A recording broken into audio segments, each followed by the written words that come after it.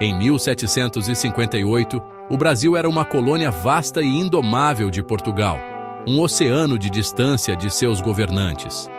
A maioria de suas cidades ficava na costa, exportando açúcar, ouro e diamantes para a Europa. O interior era selvagem e sem lei, governado por poderosos proprietários de terras chamados coronéis.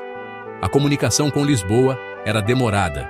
Uma mensagem podia levar meses, até um ano, para obter uma resposta. A população era uma mistura de colonos portugueses, povos indígenas e milhões de africanos escravizados. As tensões eram altas, disputas por terras, dívidas e a brutalidade da escravidão eram realidades diárias. O sistema legal oficial era distante, lento e caro. Para a maioria, a justiça estava fora de alcance e os chefes locais governavam pela força. Nas cidades, os costumes europeus prevaleciam, mas o vasto interior era uma fronteira de conflito e sobrevivência.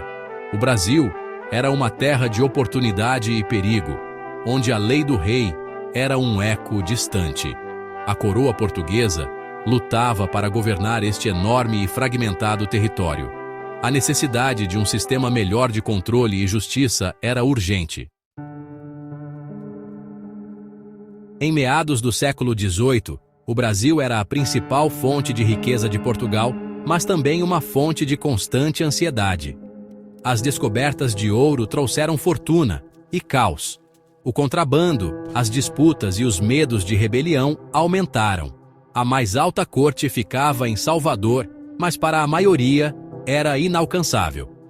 Juízes locais, muitas vezes sem treinamento e tendenciosos, lidavam com a maioria dos casos, deixando a justiça nas mãos dos poderosos. Este sistema gerou corrupção e coronelismo local, minando a autoridade real. O Marquês de Pombal, primeiro-ministro reformador de Portugal, viu isso como uma ameaça. Ele acreditava que apenas um Estado forte e centralizado poderia manter a colônia leal e produtiva. Reformar a administração caótica do Brasil tornou-se sua principal prioridade.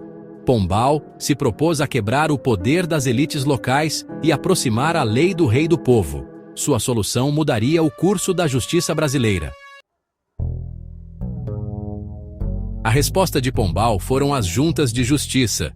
Esses tribunais regionais foram uma inovação audaciosa, preenchendo a lacuna entre os juízes locais e a distante alta corte.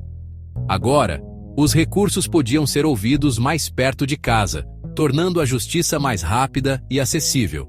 Cada junta era liderada pelo governador, o representante direto do rei, ao lado dos principais oficiais judiciais e administrativos. Essa mistura de autoridade garantia que as decisões seriam respeitadas e cumpridas. As juntas foram projetadas para enfraquecer os chefes locais e reafirmar o controle real. Elas se tornaram símbolos da presença da coroa, trazendo ordem ao caos. Ao colocar tribunais oficiais em regiões-chave, o rei podia intervir diretamente nas disputas locais. As juntas eram mais do que tribunais. Eram instrumentos de poder estatal. Em 1758, as primeiras juntas de justiça marcaram um ponto de virada na administração colonial. Elas prepararam o terreno para uma nova era de justiça centralizada no Brasil. As primeiras juntas de justiça surgiram em 3 regiões cruciais: Mato Grosso, Pará e Pernambuco. Mato Grosso, na fronteira espanhola, era um foco de mineração de ouro, assolado por conflitos e contrabando. A junta ali impôs a ordem, regulou a mineração e defendeu as reivindicações portuguesas. No Pará, no coração da Amazônia, a junta administrava disputas sobre trabalho indígena e extração de recursos. Ela equilibrava os interesses de colonos, missionários e da coroa em um vasto mundo fluvial. Pernambuco, rico e rebelde, era dominado por poderosos barões do açúcar. A junta em Recife restringiu sua autonomia, cobrou impostos e os lembrou da autoridade real. Cada junta era adaptada aos desafios de sua região, mas todas serviam ao mesmo propósito: projetar o poder do rei. Elas se tornaram a mais alta autoridade legal em suas capitanias, lidando com casos civis e criminais. As juntas levaram a justiça da coroa aos cantos mais distantes do Brasil. Pela primeira vez, a lei real tinha força real nas regiões mais turbulentas da colônia. As juntas eram a espinha dorsal da administração colonial no terreno. As juntas de justiça rapidamente mudaram a vida colonial. Disputas que antes levavam à violência, agora podiam ser resolvidas em tribunal. As juntas deram aos governadores um novo poder, tornando-os a face da justiça real. Os chefes locais perderam influência à medida que a lei do rei ganhou precedência. As juntas também cobravam impostos e regulavam o comércio, aumentando a receita da coroa. Nas regiões de mineração, elas combateram o contrabando e a sonegação fiscal. Nas cidades, elas resolviam disputas comerciais, criando estabilidade para o comércio. As juntas tornaram a administração colonial mais eficiente e centralizada.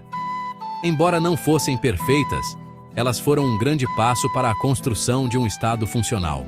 A presença do rei agora era sentida na vida diária em todo o Brasil. As juntas de justiça de 1758 foram a base do judiciário moderno do Brasil. Elas introduziram um sistema judicial em camadas, local, regional e supremo, que ainda molda a justiça brasileira.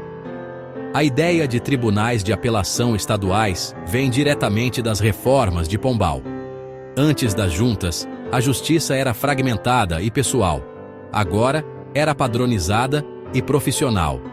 No entanto, as juntas também foram ferramentas de controle colonial, aplicando um sistema construído sobre desigualdade e exploração. Seu legado é complexo, tanto como força para a modernização, quanto como instrumentos de opressão. Os tribunais brasileiros de hoje traçam suas raízes a essas primeiras experiências na justiça colonial. As juntas responderam ao desafio de governar uma terra vasta e distante. Ao fazer isso, elas lançaram as bases para a busca contínua do Brasil por ordem e justiça. A história das juntas de justiça é a história da luta do Brasil para construir uma nação justa e unificada.